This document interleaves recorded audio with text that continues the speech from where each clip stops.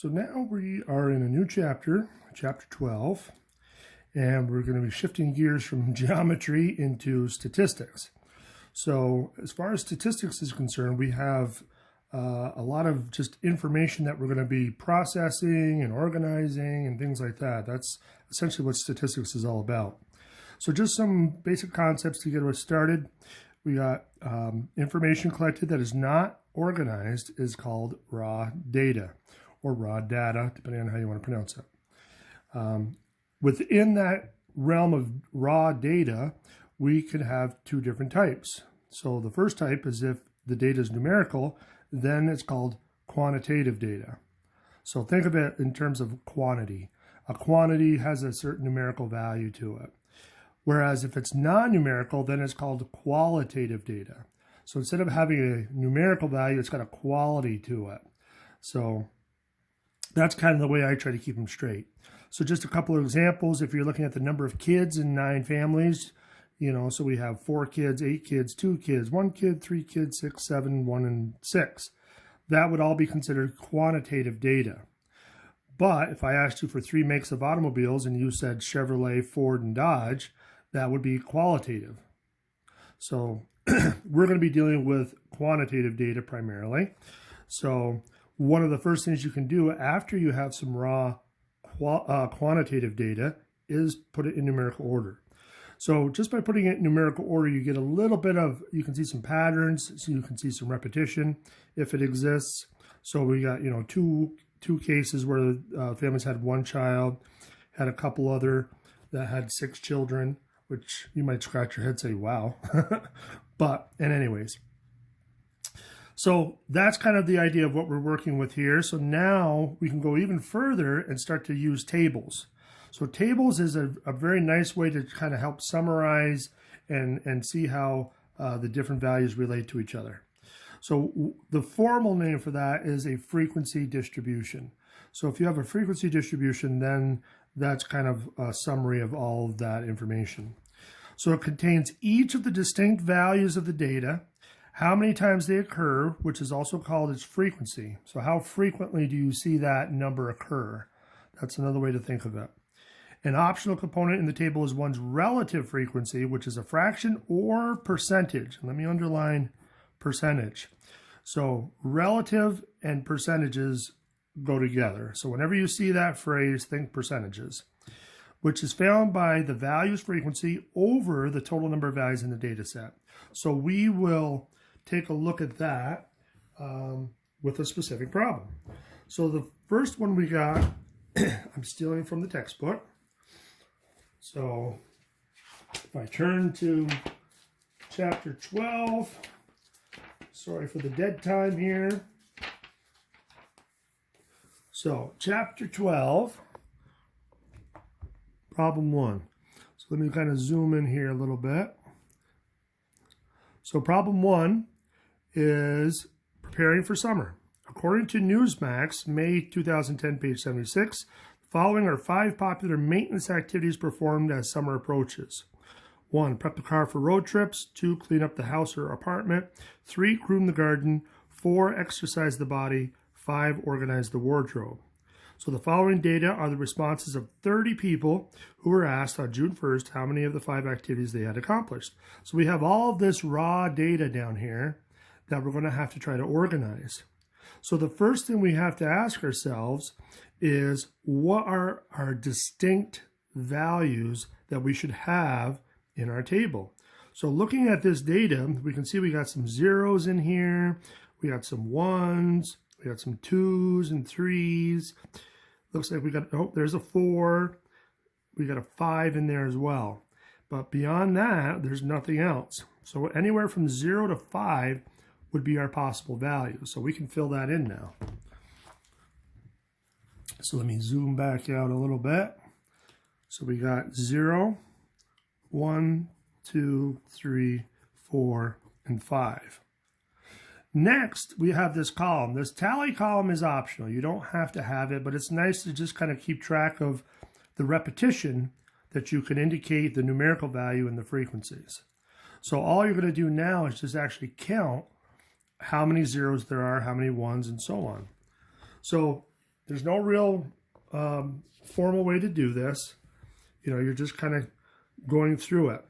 You know, some people like to go one at a time and just put a hash mark in your table. In this case, you know, we can just count them all up. So 1, 2, 3, 4, 5. Well, let's start with 0 first of all. 1, 2, 3, 4, 5, 6, 7, 8, 9, 10. So we got 10 zeros. So normally you could just kind of go through and put some hash marks, but we just counted them to 10.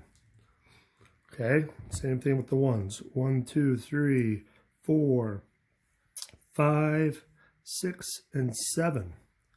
So we got 7 of those. Let's see how many 2s we got. 1, 2, 3, 4, 5, 6. 6 of those. 1, 2, 3, 4, 5, 6. Okay. The 3s. 1, 2, 3, 4. So 4 of those. Now the 4s. 1, 2. 2 of those. And then the 5s. So the 5s, 1, and that's it.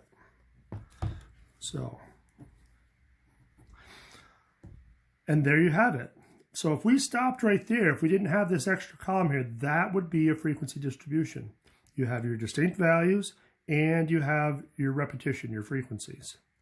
So now to go for the last part of this, and finding the relative frequency. So again, we wanted to find each value's frequency over the total number of values in the data set.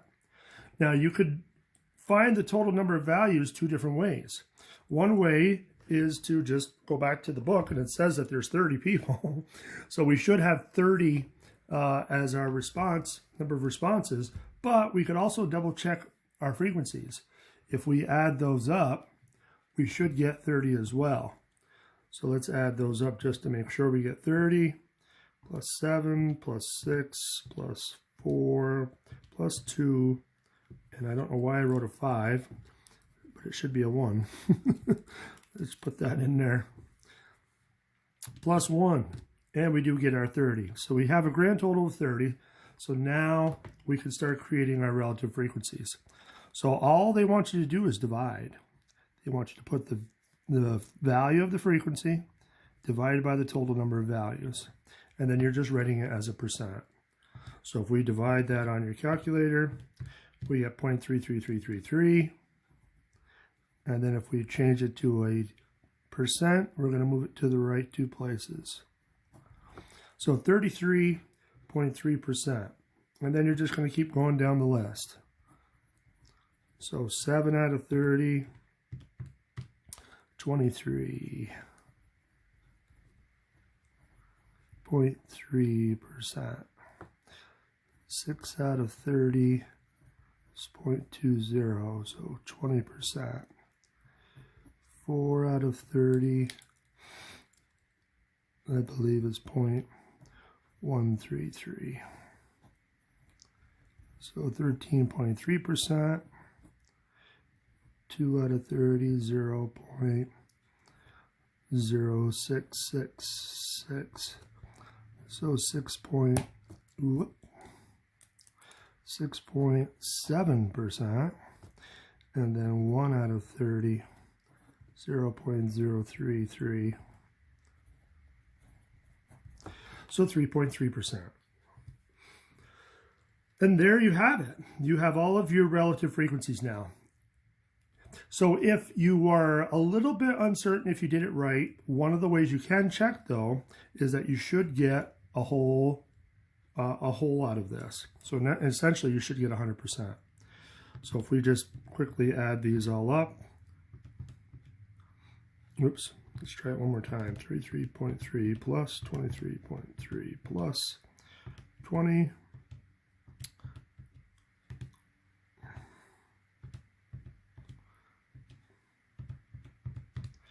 So 99.9, not quite 100%, but pretty darn close.